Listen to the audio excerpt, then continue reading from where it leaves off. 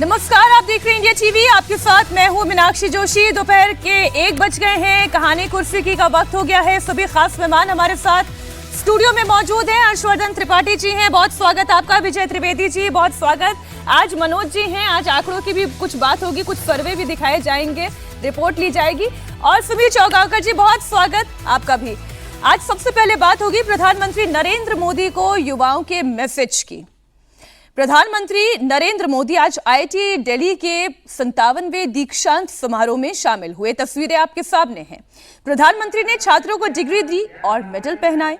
दीक्षांत समारोह में 3000 से ज्यादा छात्र शामिल हुए। आईआईटी स्टूडेंट्स को संबोधित करते हुए देश के यूथ को बड़ा संदेश दिया गया।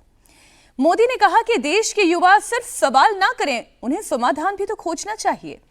मोदी ने कहा कि अगले 35 साल देश के युवा जो करेंगे वो विकसित भारत का आधार होगा।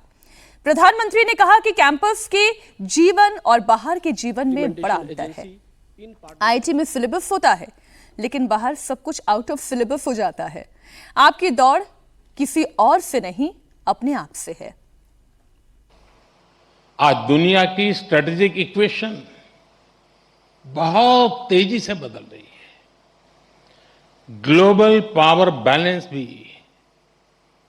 प्रतिपल बदल रहा है और इसके पीछे सबसे बड़ी फोर्स है टेक्नोलॉजी की स्पीड। आज कोई भी निश्चित रूप से नहीं कह सकता कि अगले 20-30 वर्षों की दुनिया कैसी होगी, लेकिन साथियों, जब जब बदलाव का दौर आता है तब तब चुनौतियां भी आती है और नए अवसर भी पैदा होते हैं। दुनिया बदलेगी, टेक्नोलॉजी भी बदलेगी, इंडस्ट्रीज बदलेगी, प्रोफेशंस भी बदलेंगे, लेकिन इन सब के बीच मेरी बात याद रखिएगा, जो सीखेगा वो जीतेगा। जो नए चैलेंजेस के नए सॉल्यूशंस खोजने का साहस रखेगा, चैलेंजेस उसके लिए चांसेस बन जाएंगे। मुश्किलें आएगी, लेकिन मुश्किलों का स्वभाव होता है, वो अकेले नहीं आती है।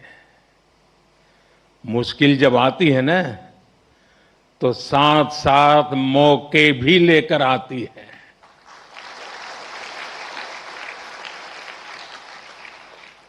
सबको बस अलर्ट रहना है, सतर्क रहना है। आईआईटी की परीक्षा में सिलेबस होता है, लेकिन जिंदगी की परीक्षा में सब कुछ आउट ऑफ सिलेबस होता है।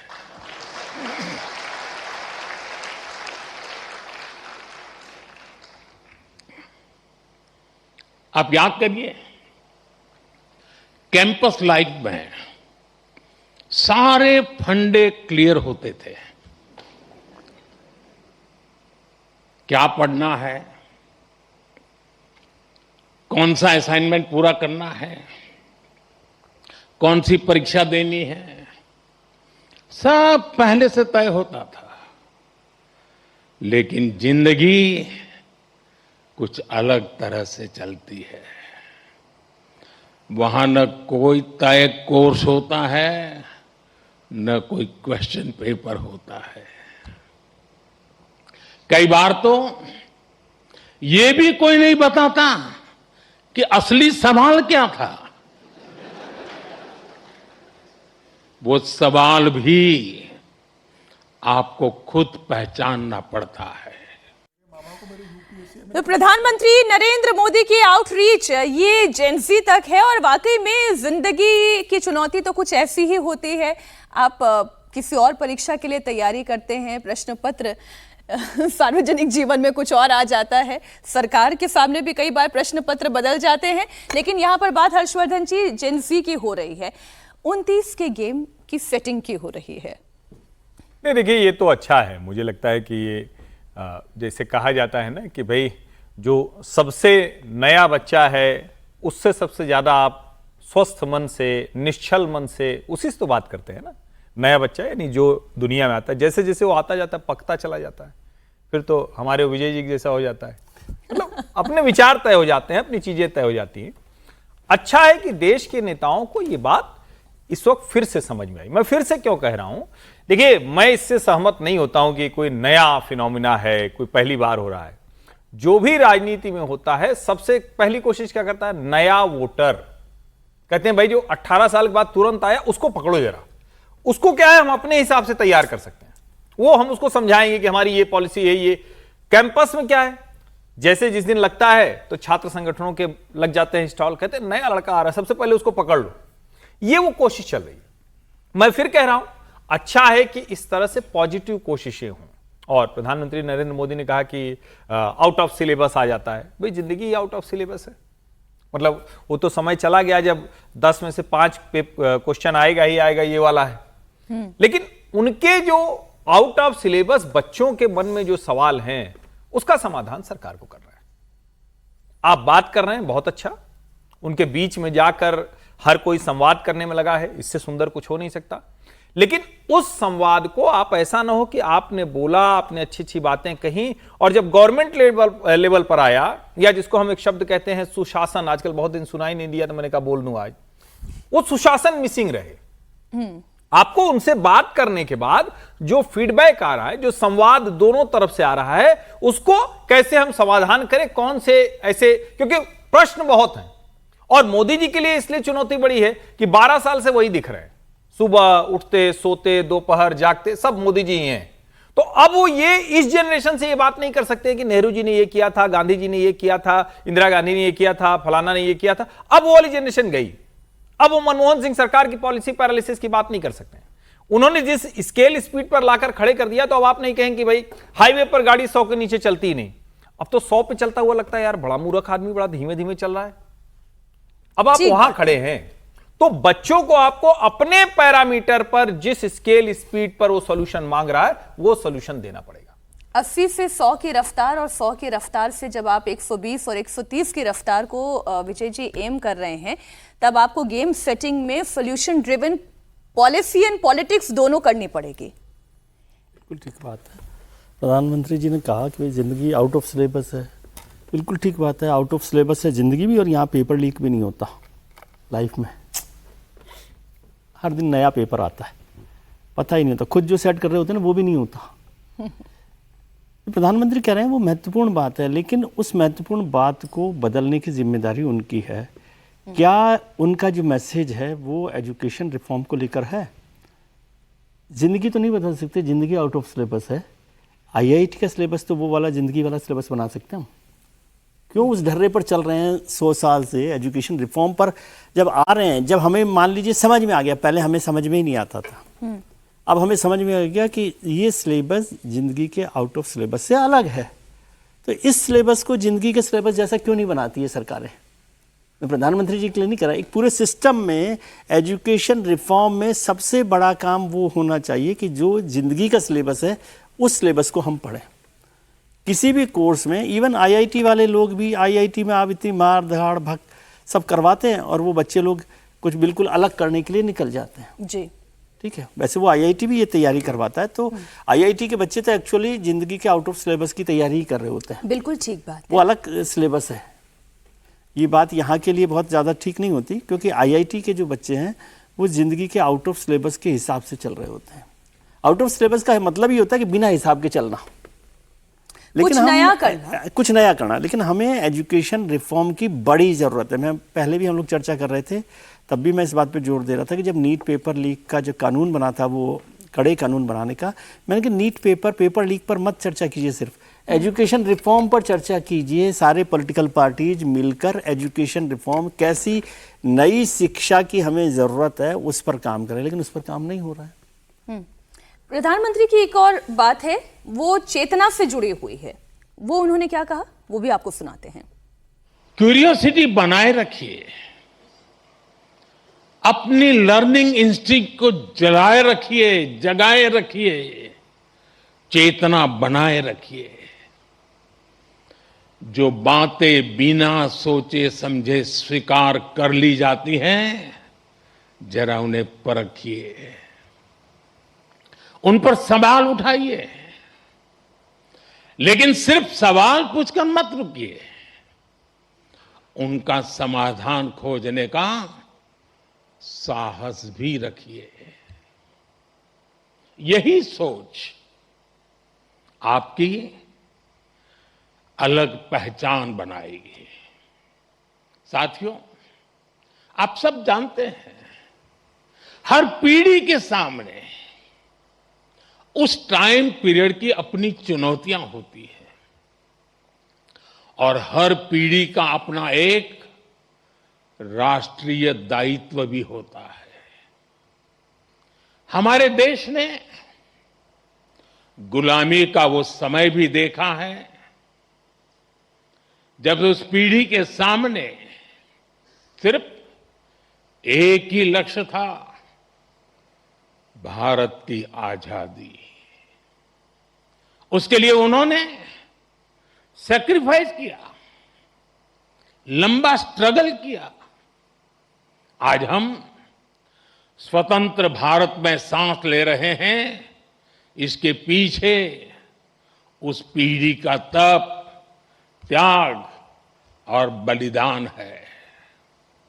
और साथियों, आज के इस दौर में हमारे सामने चुनौतियां भी अलग है और इसलिए हमारे दायित्व भी अलग है।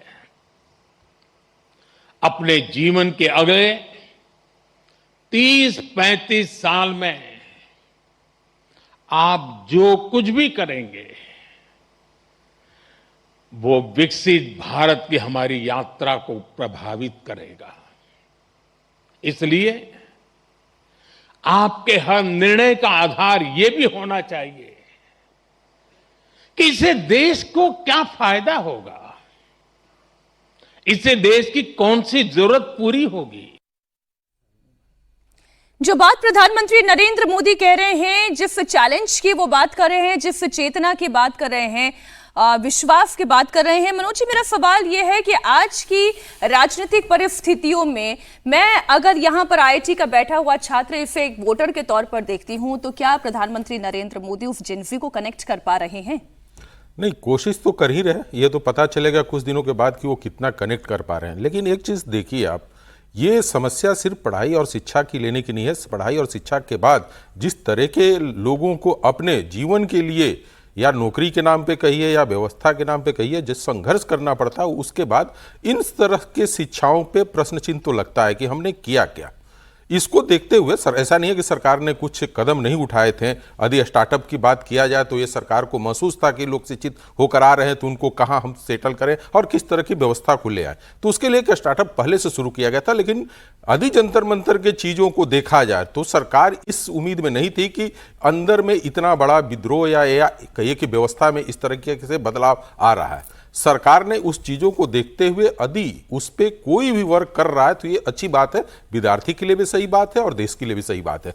कनेक्ट हो रहे हैं, होने में कितना समय लगेगा और समय के साथ साथ उनके उन्हीं मैसेज को कितना ये ग्रहण कर पाती है सरकार, ये भी देखना पड़ेगा। ये सिर्फ इसलिए नहीं करना चाहिए कि आज जंतर मंतर में हुआ है और बच्चों के अंदर इस तरह की भावनाएं या विद्रोह जो सरकार के प्रति जगी है उसको हम रोक पाए, उसके लिए नहीं। आगे की आपको 5 साल का लेकर चलना पड़ेगा, प्लान लेकर चलना पड़ेगा और सरकार को करना पड़ेगा। आज राहुल गांधी भी इलाहाबाद पहुंचे हुए हैं, कल मोहन भागवत जी ने कनेक्ट किया, तो अच्छी बात है बच्चों के लिए भी, देश के लिए भी। और मैं उम्मीद ये करता हूं कि सरकार इसके ऊपर कुछ न कुछ नए प्लान के साथ आएगी। और स्टार्टअप जिस तरीके से, मैं ये नहीं कहूंगा कि 100% वो सफल ही रहा, लेकिन जितना सफल रहा हुआ वो देश के लिए भी अच्छा हुआ और उन विद्यार्थियों के लिए भी उभरा जो निर्भरता सिर्फ रोजगार के ऊपर थी, उसमें कटौती हुई है। अच्छा, प्रधानमंत्री नरेंद्र मोदी को यह पता है कि युवाओं से कैसे कनेक्ट करना है और किस प्लेटफॉर्म पर जाकर कनेक्ट करना है। दिल्ली के जंतर मंतर पर कॉकरोच जनता पार्टी के प्रोटेस्ट के बाद यह सवाल था कि क्या मोदी की युवाओं के बीच पॉपुलैरिटी में कोई कमी आ सकती है। सी वोटर का एक लेटेस्ट सर्वे है जो ये बताता है कि मोदी अभी भी युवाओं के फेवरेट बने हुए हैं। सर्वे में जब युवाओं से सबसे लोकप्रिय नेता पर सवाल हुआ तो 39.8% युवाओं ने प्रधानमंत्री मोदी को सबसे लोकप्रिय नेता बताया। राहुल गांधी के पक्ष में 27.9% युवाओं ने वोट किया। सीजेपी के अभिजीत दीपके को 12.6% युवाओं ने लोकप्रिय नेता बताया। ये लोकप्रियता भी आपके सामने है। अब सर्वे में यह भी पूछा गया कि शिक्षा सुधार के लिए सरकार की प्राथमिकता क्या होनी चाहिए, तो 27% से ज्यादा युवाओं ने कहा कि मंत्री का इस्तीफा, लेकिन 31% युवा ऐसे भी थे, 31 कहिए या 32% कह लीजिए, तकरीबन युवा ऐसे थे जो सख्त एंटी पेपर लीक कानून के साथ दिखाई दिए। तो वहीं 11.9% यूथ ने एनटीए में बदलाव की मांग की। 16.7% युवा शिक्षा सुधार पर बने हुए एक्सपर्ट पैनल के फेवर में नजर आए।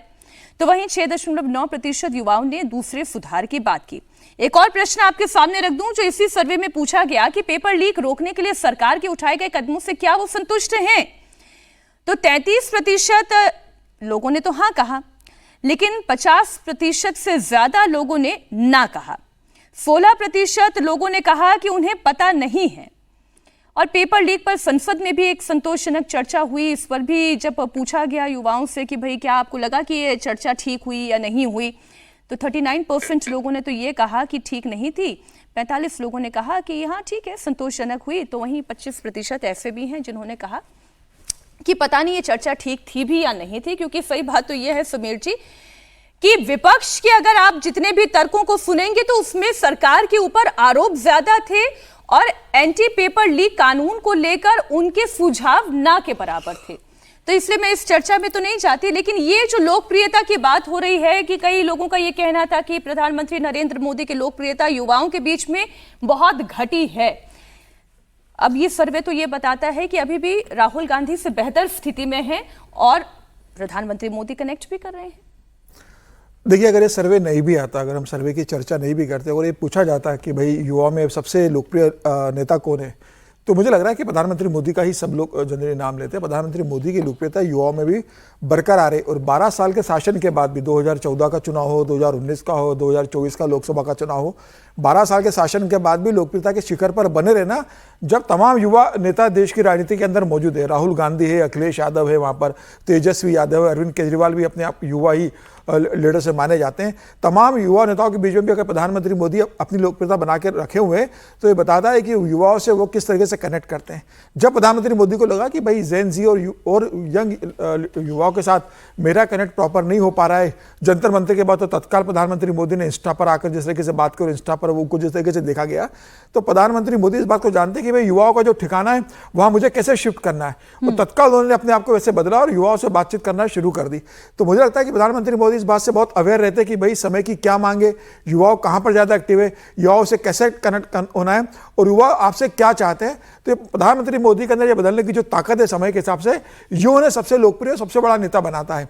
अब आज दीक्षांत समारोह में प्रधानमंत्री इस बात का जिक्र कर रहे थे युवाओं से कि भाई समस्या तो समस्याओं का समाधान भी आप करो। तमाम उन्होंने युवाओं से कहा चीज़ों को लेके। मुझे लगा कि IIT पास आउट जब युवा निकल रहे हैं तो उनके पूरे करियर में उनको ना ऐसा कोई सब्जेक्ट मिला होगा, ना ऐसा कोई टॉपिक होगा, ना उन्होंने ऐसी पढ़ाई की होगी, वो सिर्फ प्रधानमंत्री मोदी के जीवन को ध्यान के देख ले तो मुझे लगता है कि उन्हें अपने जीवन में सीखने के लिए बहुत मिलेगा आने वाले समय के लिए, कि एक व्यक्ति कैसे अपने जीवन के अंदर एक चाय बेचने वाले परिवार से निकल के दुनिया के सबसे बड़े लोकतंत्र का सबसे बड़ा नेता बनता है, सबसे लोकप्रिय नेता। तो उसने जीवन में अपनी चुनौती को कैसे लिया, अगर युवा उनसे सीख ले तो मुझे लगता है कि IIT के स्टूडेंट जीवन में कभी असफल नहीं होंगे। और सरकार को मुझे लगता है एक बात भी देखना चाहिए कि IIT पास आउट करने के बाद एक बड़ा वर्ग जिस तरीके से विदेश चला जाता है अपनी नौकरी के लिए, पैसों के लिए, दूसरी कंपनी हायर करती है, तो सरकार ये भी सुनिश्चित करने की कोशिश करे कि बड़ा जो IIT का वर्ग है वो भारत में रहे। 2047 विकसित भारत की बात प्रधानमंत्री मोदी कर रहे हैं, तो वो अपना कंट्रीब्यूशन देश में रह के ज़्यादा दे, क्योंकि अक्सर देखा जाता है कि जो बड़ा क्रीम है, बड़े लोग हैं, वो बड़े पैकेज पे बाहर निकल जाते हैं और उनकी दिमाग का, उनके नॉलेज का बड़ी कंपनियां बाहर इस्तेमाल करती है। ब्रेन ड्रेन की बात है, सरकार उस पर भी ध्यान दे। प्रधानमंत्री मोदी का जीवन तो खुद इतना बड़ा उदाहरण है कि उससे सीख के कोई भी युवा सीख सकता है। एक पोस्ट में पढ़ रही थी और हर्षवर्धन जी उस पोस्ट में बड़ी अच्छी बात लिखी हुई थी कि 90 के दशक में क्या ट्रेंड था, वो सोशल इंजीनियरिंग का था, जिसमें जाति के हिसाब से वो इंजीनियरिंग की जा रही थी। और अब जो प्रधानमंत्री नरेंद्र मोदी कर रहे हैं वो जेन जी इंजीनियरिंग की कोशिश कर रहे हैं, क्योंकि ये जो पूरी जनरेशन है वो जाति धर्म के खांचे में क्या अपने आप को बांट के देखती है या नहीं देखती है, मेरा ये प्रश्न भी है आपसे। और इससे ज्यादा वो सोल्यूशन ड्रिवन सेंट्रिक पॉलिटिक्स कौन कर रहा है, उसकी समस्या का समाधान कौन दे सकता है। जितना मैं जेनजी से बात करती हूँ मुझे ये समझ में आता है कि किसी व्यक्ति के व्यक्तित्व से प्रभावित होने से ज्यादा वो ये देखती है कि मुझे सोल्यूशन कौन दे रहा है। जहां सोल्यूशन वहीं ट्रांसफर। नहीं, बिल्कुल ये ठीक बात है कि वो किसी के ऑरा में नहीं आते, ऑरा में नहीं है, बिल्कुल उनके लिए सब कुछ जो है ना, वो जो कहा जाता है जिसे रेडी टू ईट फूड का ज़माना है, जिसे क्लिक का ज़माना है, जिसे वीडियो आया और 15 सेकंड में चला गया, तो इस जनरेशन के लिए अच्छा भी है, लेकिन इसके बुरे पहलू भी हैं कि बड़ी जल्दी वो भूलती भी है, बड़ी जल्दी डिटैच हो जाती है, 3 मिनट के अंदर उसका व्यू पॉइंट बदल जाता है। तो आप कह सकते हैं कि जैसे रिजिडनेस नहीं है तो बड़ा अच्छा है, लेकिन दूसरी तरफ आप इतनी जल्दी स्लिप कर जाती हैं चीज़ें, तो मेच्योरिटी के लिहाज से बहुत ठीक नहीं है। दूसरा, इससे मैं सहमत नहीं हूँ कि ये जनरेशन जो है वो जाति धर्म ये सब नहीं मानती है। मैं तो ये देख रहा हूँ कि वो ज़्यादा मानती है, ज़्यादा उस पर रिजिड है और ज़्यादा उसको उसी को वो थोड़ा सा जिसको कहते हैं ना कि रेजिस्ट करती है। और इसका उदाहरण भी हर तरफ देखने को मिलता है। अगर जातीय आधार पर देखेंगे तो भी दिखेगा और धार्मिक आधार पर भी देखेंगे तो भी दिखेगा। कम से कम इधर तो ये देखने को मिला है ना कि आप अगर मंदिरों की भीड़ देख लें, कांवड़ यात्रा देख लें, दूसरी जगहों पर देख लें, भजन क्लबिंग देख लें, आपको ये सब होता हुआ दिखता है। लेकिन असल बात क्या है कि क्या इस सब से वो जो समस्याएं हैं उस पर रिएक्ट कर रहे हैं? तो हाँ, उसका जवाब एकदम मतलब 100% वाला है कि वो समस्याएं देखते हैं तो उस पर रिएक्ट करते हैं। वो जो चलता है वाली मानसिकता थी जिसको नरेंद्र मोदी अपने भाषणों में लगातार पहले कहा करते थे कि पहले चलता है अटकाओ लटकाओ भटकाओ, वो वाली राजनीति है, वो खत्म हो गई। तो ये तो जनरेशन ही ऐसी है कि जो चलता है वाला नहीं चलता है। वो घर में भी नहीं मानती। अच्छा, अगर कोई चीज अच्छा ठीक हो जाएगा तो हो क्यों जाएगा, अभी करो ना। लेकिन पॉपुलैरिटी में अभी भी नरेंद्र मोदी को नंबर 1 मानती है। मैं इसीलिए आ रहा हूं कि वो उनको अभी तक मोदी से बड़ा कोई रोल मॉडल मिल गया हो ऐसा नहीं। लेकिन मैं अगर सर्वे के लिहाज से देखें तो नीचे जो 2 लोग दिख रहे हैं इसको मैं बहुत अच्छा नहीं मानता हूं। राहुल गांधी का विपक्ष के नेता है, उनका वहां होना समझ में आता है, लेकिन एक व्यक्ति जो पार्टी भी नहीं है, आप इसको समझिए, ये बड़ा गंभीर मसला है। एक व्यक्ति जो पार्टी भी नहीं है, जो खुद को कॉकरोच कहता है, ऐसा व्यक्ति अगर युवाओं की कुछ वर्ग की भी पसंद होने लगे, जैसे 12.6 इस सर्वे में दिख रहा है, तो ऐसे दिखेगा तो मोदी जी 40% के आसपास हैं, राहुल गांधी जी 28% के आसपास हैं। लेकिन अगर ये जो 13% हो गया, 12.6 हुआ, इतने लोग भी अगर वो मान रहे हैं तो ये व्यवस्था के खिलाफ मोहभंग है। इसको समझना बहुत जरूरी है। ये पॉलिटिकल पार्टीज के खिलाफ डिस्ट्रस्ट है, उसको समझना पड़ेगा। ये बहुत जरूरी है। और मैं ये मानता हूं कि ये वाला हिस्सा, मतलब मुझसे असहमत हो सकते हैं सब लोग, लेकिन मेरा मानना है कि डेमोक्रेटिक सिस्टम में इस तरह का नहीं होना चाहिए मसला। या तो वो किसी सोशल वर्क कर रहा होता, कोई सेलिब्रिटी होता, तो अभी उसका 50% भी दिखाते तो मैं खुश होता। लेकिन तिलचट्टों को, जिनका कोई आधार नहीं, कर ही रही थी आपको वो फेवरेट वर्ड तिलचट्टा कैसे, जिनकी स्थिति ये है कि वो कह रहे हैं कि वो क्या है, वो क्या बोलती पब्लिक, ऐसा कुछ शुरू करने जा रहे हैं। क्या बोलती तू गाना है, तो उन्होंने सोचा चलो क्या बोलती पब्लिक कर देंगे, एकदम अरविंद केजरीवाल स्टाइल। चलो वो भी, उसमें भी कोई बुराई नहीं है, लेकिन जिस तरह से कर, अच्छा वहां मुझे जाना नहीं, फिर 2 लड़के भेज दिए, कहे हमारा प्रतिनिधिमंडल चला गया, ठीक रांची, तो वो मुझे थोड़ा सा चिंता की बात दिखती, कंसर्न है मेरे लिए। आप इसमें क्या समझ पा रहे हैं विजय जी? जो हर्ष जी ने नोट किया ना, वो बहुत महत्वपूर्ण बात है, लेकिन मैं उसको दूसरे तरीके से देखता हूँ। बात बिल्कुल ठीक कहा है उन्होंने, लेकिन मैं इसको देख रहा हूँ कि इसका मतलब आप ये आवरण बना रहे हैं कि आप संवाद कर रहे हैं। संवाद हो नहीं रहा, क्योंकि 12% लोग आज एक ऐसे लीडर के साथ, एक ऐसे नाम के साथ खड़े हैं जो कल ही पैदा हुआ है। वो उनकी जुबान को उनके कनेक्ट के साथ है। हम पसंद करते हैं कि नहीं करते, वो तो अलग इशू होगा। पसंद तो 40% लोग राहुल गांधी को भी नहीं कर रहे, 60% कह लीजिए, 27% वो लोग हैं, तो जी। पसंद तो लोग 40%, 50% लोग नरेंद्र मोदी को भी नहीं कर रहे। जब 40% उनके पास है तो इसका मतलब नहीं कर रहे 60% लोग। वो इशू नहीं है। इशू है कि हम ये कहीं ड्रामा तो नहीं कर रहे संवाद का, हम कम्युनिकेट नहीं कर रहे हैं उनके साथ। और मैं तो वैसे भी कहता हूँ, ये जो इंस्टाग्राम है, फलाना है, दिखाना है, अब तो वन वे कर रहे हैं ना। संवाद वन वे होता ही नहीं है, वन वे तो प्रवचन होता है। आप इसमें प्रवचन लिखिए, आपने लिख दिया विजय त्रिवेदी ने कि ये संवाद है, तो संवाद हो गया क्या? संवाद तो कल मैं देख रहा था कि उन्होंने फिर भी किया, संघ प्रमुख ने, वो संवाद है। मोहन भागवत ने वो संवाद है। लेकिन यदि आप वन वे करते हैं तो उसे प्रवचन लिखा कीजिए, समझे। और प्रवचन का उदाहरण मैं बता रहा हूँ आपको कि यहाँ क्या लिखा हुआ है आपके सर्वे में कि जो पेपर लीक के पर जो सरकार ने कानून बनाया उससे 50% लोग, कानून नहीं मतलब उस व्यवस्था, उस फैसले से 50% लोग सेटिस्फाइड नहीं है। जिनके लिए बनाया उसमें से 50% लोग सेटिस्फाइड नहीं है। न तो आप इसको देख रहे हैं न इस पर संवाद कर रहे हैं। लेकिन सर इसका एक पहलू ये भी तो है ना कि जब तक अब इस नई व्यवस्था के आधार पर कोई परीक्षा हो नहीं जाती तब तक इसका भी लिटमस टेस्ट नहीं हो पाएगा।